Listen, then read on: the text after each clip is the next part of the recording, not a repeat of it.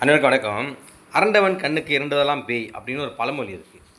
ஆனால் இந்த அம்னு பாரதிய நேஷனலுக்கும் பாஸ் பரிக்காத்தானுக்கும் அவங்களுக்கு வந்து அரண்டதெல்லாம் டிஏபி. அவங்க கண்ணுக்கு எல்லாமே டிஏபி. அதாவது காலையில் ஏஞ்சிக்கிறாங்க வச்சிங்களேன். காலையில் ஏஞ்சோன்னே நம்மலாம் சுப்பரபடுத்தம் கேட்போம்ல, சாமி பாட்டு கேட்போம், சுப்பரபடுத்தம் கேட்போம். அவங்க வந்து டிஏபி டிஏபி டிஏபி டிஏபின்னு கேட்பாங்க போல இருக்குது. அப்புறம் பசியார டிஏபி டிஏபி, மத்தியான சாப்பாடு டிஏபி டிஏபி, ராத்திரி சாப்பாடு டிஏபி டிஏபி, தூங்கும் போதும் டிஏபி டிஏபி, கனவுல கூட டிஏபி தான் நடிச்சிட்டு இருப்பாங்க போல இருக்குது. இதுதான் ஏன்னு பார்த்தீங்கன்னா, நீங்கள் பார்த்தீங்கன்னா நேற்று முந்தா நேற்றோ பாஸ்வேர்டை பிரசிடென்ட் ரத்தோஸ்ரீ அடியாவங்க இருக்கார்ல, அவர் வந்து சொல்லியிருப்பார், டிஏபி வந்து நம்ம பெரும்பாய் அதாவது மலாய்க்காரக இஸ்லாமியருக்கு வந்து மிரட்டல், நம்மளை வந்து அவங்க வந்து ஆளை பார்க்குறாங்க அப்படின்னு ஒரு ஒரு ஒரு ஒரு ஒரு பொய்யான குண்டை தூக்கி முன்னுக்கு பிரச்சாரத்தை முன்னுக்கு வச்சுருப்பார். ஸோ அதில் வந்து மலாய்க்காரங்க மத்தியில் நிறைய எதிர்ப்பு இருக்குது பாருங்களேன். என்னென்னு பார்த்தீங்கன்னா, நான் ஏற்கனவே சொல்லியிருக்கேன், இன்றைக்கி நாட்டோட அரசர் ஒரு மலாய்க்கார இஸ்லாமியர், நம்மளோட ஆட்சியாளர்கள் மாநில ஆட்சியாளர்கள்லாம் மலாய்க்காரங்க, பிரதமர் மலாய்க்காரு, பிணைங் மாநிலத்தை தவிர மற்ற மாநிலத்திலெல்லாம் மந்திரி புசார் வந்து மலாய்க்காரர்கள், முக்கியமான பதவிகள் அத்தனை பேரும் மலாய்க்காரர் தான் இருக்காங்க. அப்படி இருக்கிற பட்சத்தில் எந்த விதத்தில் டிஏபி வந்து அவங்களுக்கு மிரட்டலாக இருக்கும்னு எனக்கும் தெரியல.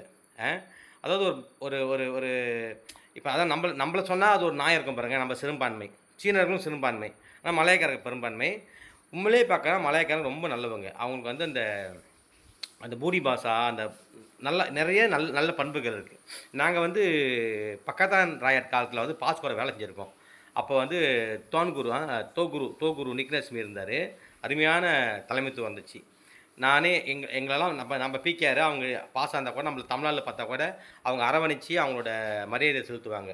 அப்படிப்பட்ட கட்சி இன்றைக்கி வந்து இனவாதமும் மதவாதமும் போயிட்டுருக்கு.